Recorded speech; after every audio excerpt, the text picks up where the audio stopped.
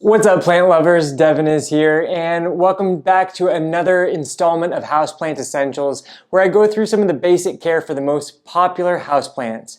So, of course, today we're going to be talking about the Christmas cactus, Thanksgiving cactus, Schlumbergera, truncata Schlumbergera, bucklei, and hybrids that kind of make up this group of cacti that bloom beautifully in the holiday season. Now, we just passed Thanksgiving here in Westchester, Pennsylvania last week, so I thought it'd be a great opportunity to record this beautiful plant in this video. Now, the Christmas cactus, Thanksgiving cactus, they are native to southeast Brazil in mountainous, forested, kind of jungly regions at a medium sort of elevation where the nights do tend to get quite cool. The days stay pretty warm. Humidity is rather high. And in those areas, these plants grow as an understory plant underneath the canopy of larger trees and shrubs. Now, that gives us a lot of clues as to how to care for these plants, starting with the lighting.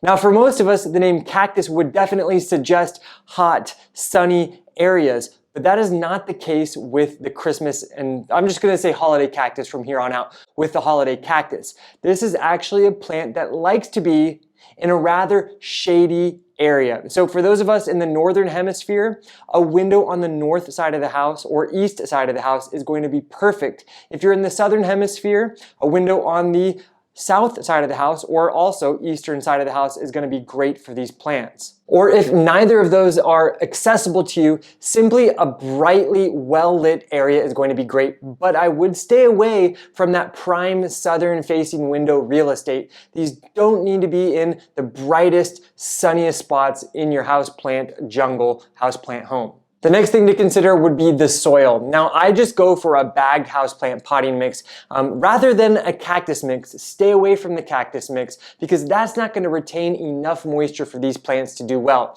As a rainforest dweller, they like to have very great drainage, but they do like to hold on to just a nice little bit amount of moisture pretty much all the time. And a houseplant potting mix typically will come with sphagnum moss mixed in, and that's going to help to retain just a slight amount of moisture in our soils, which is going to be excellent for keeping these plants happy. That being said, they do need to have excellent drainage, and typically a houseplant potting mix will have other additives such as perlite, vermiculite, orchid bark, and those are going to allow for very nice drainage so that your plants don't remain waterlogged, because that is something that they definitely don't want. So the right amount of watering is something that many gardeners will fail with because when they know that this is a cactus, it's a succulent, they often think that these plants can go months without water. And oftentimes they can survive very long periods of time without water, but that's not going to make them happy, and typically that will keep them from blooming their absolute fullest. I never let mine dry out for long periods of time, and that is one of the key things to making them produce beautiful flowers like this. I tend to water mine about once a week, and that is going to keep them with the ample moisture, particularly while they're budding up and in flowering. I'm never going to let them get overly dry because that's often what will cause buds to drop before they have a chance to open up. Now, as a rainforest dweller, as an understory plant, they're competing with lots of other plants for root space. So what that means to us is that these are plants that like to be grown in containers that are quite snug and small.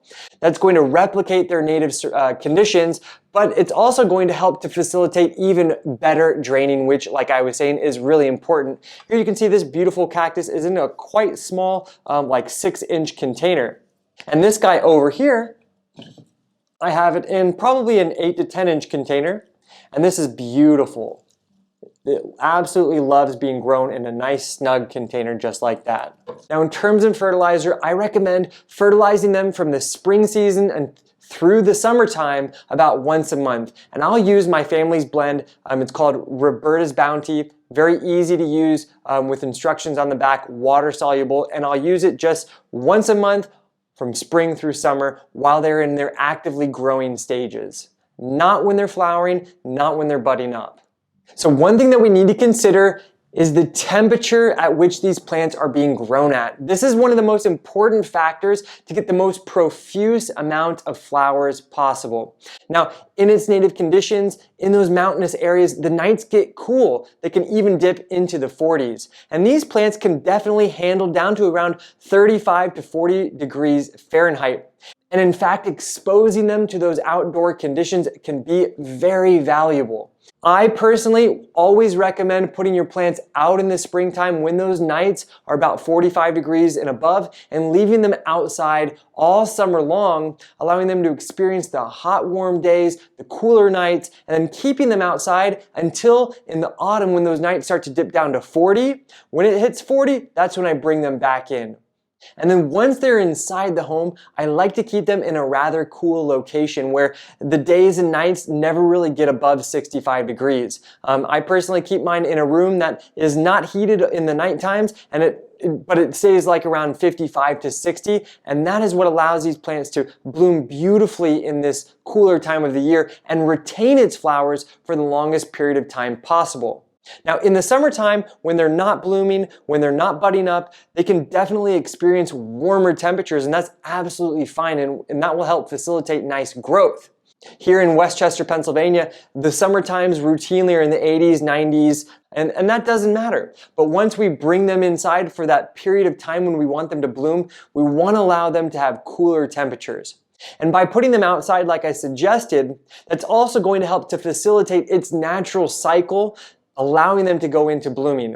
There's two key factors that will allow them to go into blooming, and that is longer nights with nights that are 12 to 14 hours of darkness, and cooler temperatures where they're experiencing up to 6 weeks of temperatures below around 50 degrees Fahrenheit.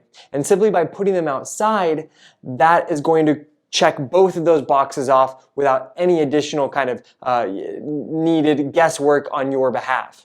Now, if you don't have any outdoor space, putting them in a window that's north or eastern facing is going to be the very best, particularly close to those windows where they can get nice and cool, especially at night. Or if you have a four seasons room, leaving them in those areas is also going to be very beneficial. If you live somewhere like southern Florida where you don't get any cold wintertime temperatures, leave them outside all year round. Now, when you leave them outside, you want to keep them in an area that's going to be mostly shaded. I keep mine in a covered, shaded area. It doesn't get any direct sunlight, and it doesn't get any natural rainfall. So I'm watering mine, by hand every 5 days or so. If you have an area that's shaded and does get rainfall, that's going to be great too. They won't mind that additional natural rainfall at all. These are one of the most unique, beautiful, long-lived plants. This plant right here is from a friend of mine's 50-year-old plant that his mother was growing. I've had this one myself for about 5 years, and they're easily known to grow 50, 100 years or more. And when you grow them correctly, they have this beautiful overflowing fountain-like growth. It makes them wonderful to put on pedestals, like you can see I have growing here, on corners, anywhere where they're able to overflow, overhang. It's going to allow them to really be accentuated and provide a wonderful burst of color in that holiday season for you, wherever you may be living.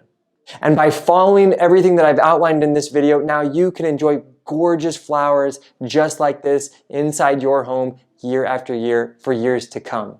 If you have any further questions or comments, make sure to leave them in the comment section below. I always do my absolute best to answer each and every one of them.